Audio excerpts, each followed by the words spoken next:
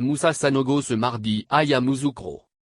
Les principales orientations budgétaires contenues dans le document de programmation budgétaire et économique pluriannuel, BEP, 2022-2024 ont été présentées par Moussa Sanogo, ministre du Budget et du Portefeuille de l'État aux membres de la Commission des Affaires économiques et financières, CAEF, du Sénat présidé par Koumoué Kofi Moïse. Conformément aux objectifs du PND, la politique budgétaire sera axée sur la consolidation de la relance de l'activité économique. Selon Moussa Sanogo, le budget de l'année 2022 enregistrerait une hausse de 15,1% par rapport à celui de 2021 pour s'établir à 9 670,4 milliards FECFA et atteindrait 11 473,4 milliards FECFA en 2024.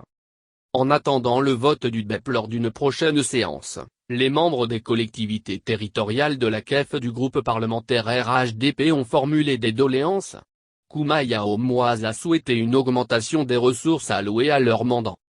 En réponse à cette doléance, Moussa Sanogo a affirmé que le gouvernement a fait beaucoup en matière de revalorisation des ressources mises à disposition des collectivités territoriales de 2011 à 2020.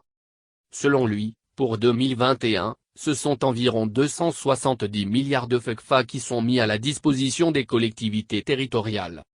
Le ministre du Budget et du Portefeuille de l'État reconnaît néanmoins que cet appui financier n'est clairement pas suffisant par rapport à l'ensemble des besoins des collectivités territoriales.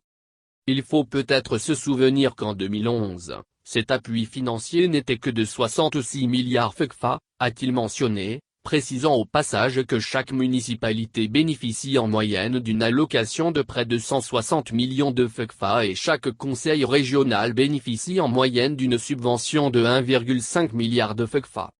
Lors de cette séance, les sénateurs ont évoqué le délai de paiement de la dette intérieure qu'ils jugent long. Moussa Sanogo les a rassurés qu'une communication conjointe a été préparée par le ministère de l'économie et des finances et celui du budget et du portefeuille de l'État pour une traçabilité et une réduction des délais de paiement et sera présentée aux prochaines sessions du Conseil de gouvernement.